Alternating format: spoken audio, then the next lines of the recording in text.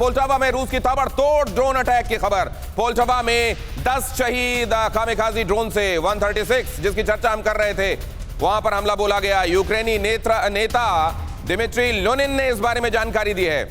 Kamikaze attack में Poltava के कई इलाके बर्बाद। अगली अहम खबर देखिए, रूस ने नाकाम किया यूक्रेन का बड़ा हमला। एयर डिफेंस ने नष्ट किए यूक्रेन के कई ड्रोन। रूस ने एक साथ 60 टारगेट्स पर अटैक किया। रूसी डिफेंस ने कई मिसाइल हमले भी नाकाम किए। तो इधर यूक्रेन की तरफ से जो हमले बोले जा रहे हैं उसको रशियन डिफेंस कैसे टैकल कर रहा है उसकी तस्वीरें आप यहां देख रहे हैं। यूक्रेन के कई ड्रोन तबाह किए गए। हालांकि दावा यूक्रेन की तरफ से भी किया जाता है कि ये शहीद 136 ज्यादातर ड्रोन जो उन्होंने दागे हैं उधर से चलाए हैं, उनमें से ज्यादातर को हमने टारगेट पर आने से पहले ही ढेर कर दिया। इन दावों के बीच में अगली अहम खबर आपके सामने। ब्रिटिश न्यूक्लियर प्लांट के ऊपर नजर आए 6 ड्रोन।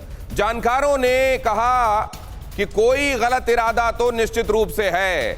ब्रिटिश न्यूक्लियर प्लांट के ऊपर 6 ड्रोनों का नजर आना क्या कहता है, लीजिए ये आंच वहां तक भी पहुंच रही है क्या? अलग अलग एटमी साइट्स पर 11 बार ऐसे यूएवीज देखने की खबर है। वहां क्या कर रहे हैं ये ड्रोन, किसने भेजे हैं ये ड्रोन, और क्या वहां कोई हमला प्लान किया जा रहा है? ये बहुत चौंकाने वाली, बहुत शॉकिंग खबर इस समय आपके सामने मैं रख रहा हूं। इन ड्रोन्स के पीछे ब्रिटेन को किसी बड़ी साजिश की आशंका है। ये असल में प्लांटेड न्यूज है। ये असल में ब्रिटेन की तरफ से कोई ऐसी न्यूज सामने रखी जा रही है जो रूस के ऊपर दबाव बनाने के लिए है, या ये खबर और इसका वजूद सच है, ये अपने आप में स्पष्ट होना बाकी। लेकिन जो भी है ये बहुत स्टार्टलिंग है।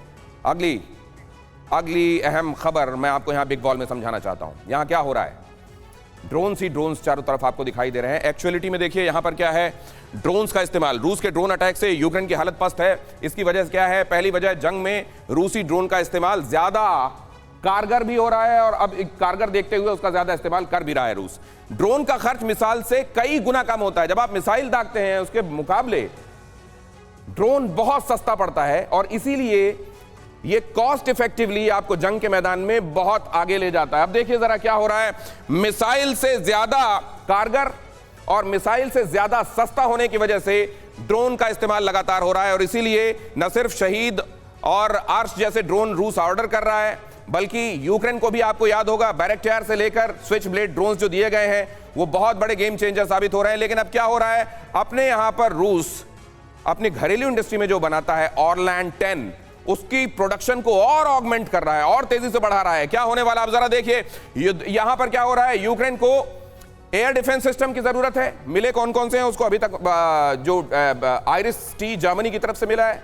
इसके अलावा आपको मालूम है NASAMS दिया गया है जो कि नॉर्वेजियन और अमेरिकी कोलैबोरेशन में बना हुआ डिफेंस सिस्टम है और उसके अपने सिस्टम्स तो काम कर ही रहे हैं। S-300 उसके पास और बक है। ये देखिए जरा, S-300 उसके पास पहले से अपना है, बक है उसके पास, उसके अलावा NASAMS उसको मिल गया है और IRIS-T उसको मिल गया है, ये उसके पास है। लेकिन जिस तरीके से हवाई हमले बोले जा रहे हैं, तमाम मिसाइलें दागी जा रही हैं और ड्रोन्स दागे जा रहे हैं, क्या ये काफी पड़ेगा? ये हमारे एक्सपर्ट आपको बताएंगे। यहीं पर रोककर जरा मैं पूछ लेता हूं पीके श्रीवास्तव सर, इतना काफी पड़ेगा क्या?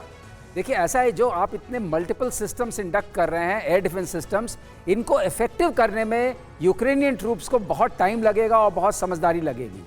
और तब तक अगर ये ड्रोन अटैक्स और बाकी अटैक्स होते रहेंगे वो अपने आप में मुश्किल पैदा करते रहेंगे। ठीक है, ये बहुत मुश्किल पैदा करेंगे उनके लिए। और विंटर के आते हुए आर्टिलरी मूवमेंट जरूर कम होगा और टैंक्स का मूवमेंट कम होगा। तो एरियल अटैक से बचने के लिए जो सिस्टम चाहिए, मुझे इस वक्त सबसे कारगर सिस्टम जो है, जो बहुत इफेक्टिव रहा है, जिसने इजराइल को बचाए रखा है, वो आयरन डोम। आप जो ये कह रहे हैं वो ये कह रहे हैं कि यूक्रेन को और घातक एयर डिफेंस सिस्टम चाहिए और कारगर एयर डिफेंस सिस्टम चाहिए। लेकिन क्या वो आने वाले दिनों में वैसे जिस तरीके से यूक्रेन चाह रहा है उतनी जल्दी उसको मिल पाएंगे? ये एक बड़ा सवाल है। अब जरा ये भी देखिए, यूक्रेन को और घातक एयर डिफेंस सिस्टम चाहिए लेकिन जल्दी मिलेंगे क्या नए एयर डिफेंस सिस्टम बनाने में? क्योंकि ये कहा जा चुका है कि NASAMS के बारे में भी जितना प्रॉमिस किया गया है देते वक्त लगेगा, सिस्टम बनाने में समय लगेगा। ऐसे में रूस अपनी हवाई ताकत से यूक्रेन को और बर्बाद और तबाह कर सकता है क्या? 250 ट्रॉमा 250 और ट्रॉमा है क्या आगे? शांति की पहल करने के लिए कोई भी पश्चिमी देश तैयार दिखाई नहीं देता है। ऐसे में आगे क्या होने वाला है?